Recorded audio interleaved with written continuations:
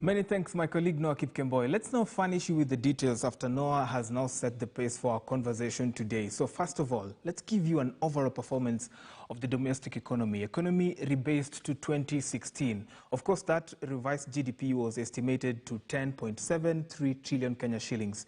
The economy, of course, as we had said earlier on, contracted by 0.3%. This was mainly due to disruptions in the labor supply.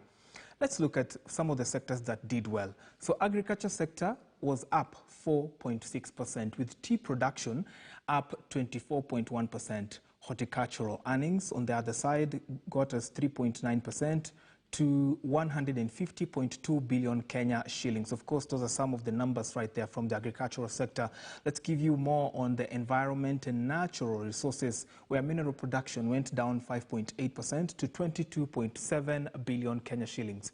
Forest cover increased to 4.23 million hectares. And of course, the total value of fish landed increased to 26.2 billion Kenya shillings. Let's look at manufacturing sector. So the sector was affected and it reduced by 0.1%. Of course, the value of output was up 2.8% from 2.3 trillion in 2019 to 2.4 trillion. So the total sales by EPZ, that is the Export Promotion Zone, enterprises up 4.3% to 80.5 billion. And then the imports were down 7.5% to 36.8 billion Kenya shillings in 2020. Formal employment in the sector went down 10.3% to 316,900. Of course, this is occasioned by the harsh effects of the COVID-19 pandemic, where we saw companies reacting by releasing their employees to the wider market. I'd rather use that polite word without saying sacking.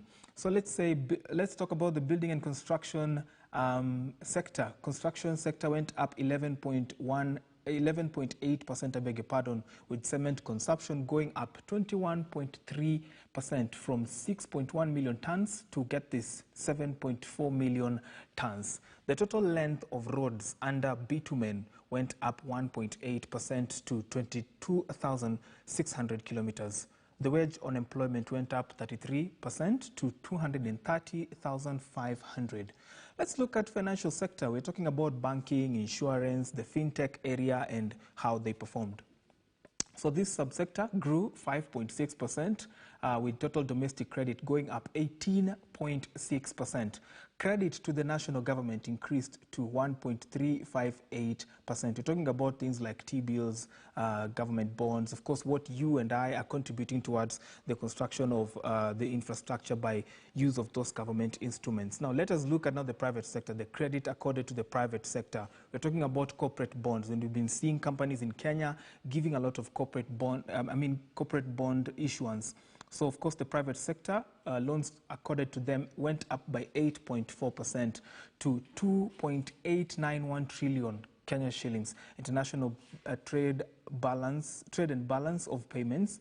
The balance of payments went up 152.5 billion Kenya shillings. Exports was up 7.9% to 643.7 billion Kenya shillings. The Kenyan shilling depreciated against major currencies. Of course, that is sources sourced from the Central Bank of Kenya. Let's look at the state of employment and the future of work. So employment declined from 18.1 million to 17.4 million. Private sector jobs went down 10% to 1.857 million. Public sector jobs rose by 19,400. The wage bill declined also from 2,279 billion to 2.197.6 billion Kenya shillings. Let's look at accommodation, tourism, and travel. So tourism earnings went down 43.9% to cash 91.7 billion shillings. This was mainly because of the closures of the airspace and, of course, international arrivals, which went down 71.5%. Hotel bed nights occupancy rate went down 58%. Local conferences, of course, also declined by 87%. I think that was the hugest, the hardest affected subsector of the economy, and 75.2% respectively. Let's look at energy. We're talking about power, we're talking about electricity, which its supply contracted 0.5%. Of course, electricity generated increased by 17.1% to 11.6 million megawatt hours, I beg your pardon. Let's look at the transport and storage and logistics sector. So transport and storage sector went down 7.8%. Total cargo throughput at the port of Mombasa went down 0.9%. Of course, that is occasioned mainly by the COVID-19 pandemic, which now necessitated a lot of borders of being closed down. Newly registered motor vehicles went down 14.2% from 109,751 in 2019 to 94,128 in 2020. Let's now go to one that is close, very, very close to my heart: information technology, innovation, and of course, matters of ICT. Information and communication sector went up, get this, 4.8%. Mobile money transactions went up 20% to cash 5.2 trillion Kenya shillings. This was mainly facilitated by the fintechs. And of course, we've seen the financial sector taking up a lot of technological innovations and advancement. Commerce transactions went up to 9.4 billion Kenya shillings. Let's now look at health sector, which was badly affected. The national expenditure on health went up 34.5% to 103.1 billion Kenya shillings. County governments up 16% to 106.7 billion Kenya shillings. 60 million cases of diseases reported in health facilities. Of course, hospital beds increased by 9.6%. That there is just an overview of what the economic survey report was looking like this year. Let's now take one more story before we get into the conversation with our resident panelists right here at BizChat Weekly on every Friday on Business Today. Kenya's economy has grown to close to 11 trillion Kenya shillings following the release of the economic survey by the National Treasury and the National Bureau of Statistics. This even as Treasury issued a notice to Parliament in June this year, declaring its intentions to review the debt ceiling from the current 9 trillion Kenya shillings to 12 trillion. Patrick Amimo reports. The last time Kenya rebased its economy in September 2014, it pushed the country to a low middle income status.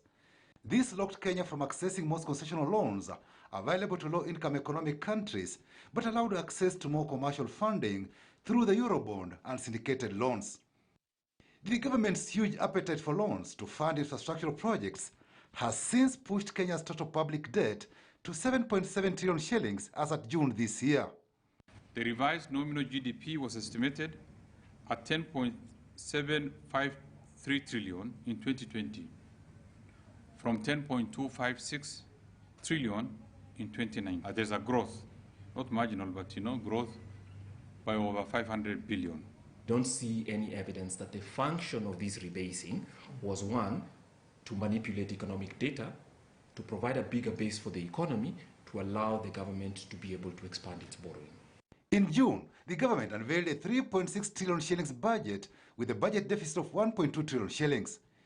Kenya expects to burst through the current debt ceiling of 9 trillion shillings by June 2023. MPs last raised the debt ceiling in 2019 from 6 trillion shillings to the current 9 trillion shillings.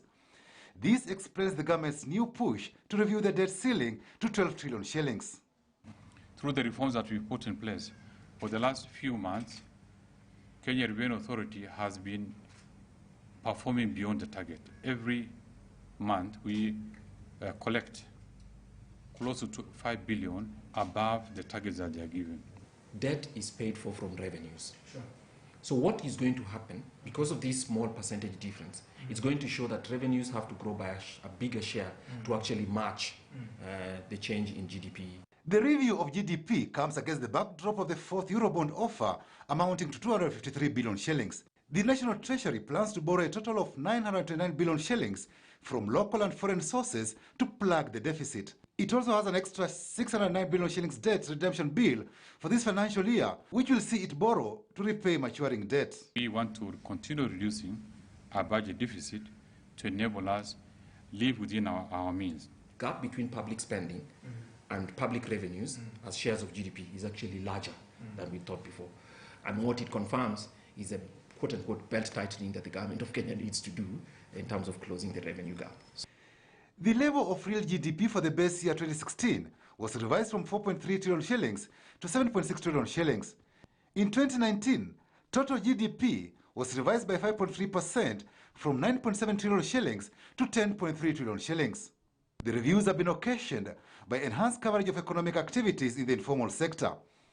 While GDP rebasing is a good economic practice that provides governments with relevant tools for tackling economic challenges, such as growing the economy, fighting poverty and creating jobs. But with poverty, corruption, youth unemployment, insecurity, and gender inequality still entrenched in the economy, Kenyans are yet to celebrate their country's elevation to low-middle-income economy. Patrick Amimo, KTN News. Many thanks, Senior Patrick Amimo. That story right there, rebasing of the economy, will also be part of our discussion with my panelist right here, Ken Gishinga, who is already in our town studio. But then, let's take another story that is now becoming a matter of concern. Pensioners under the National Security Fund, you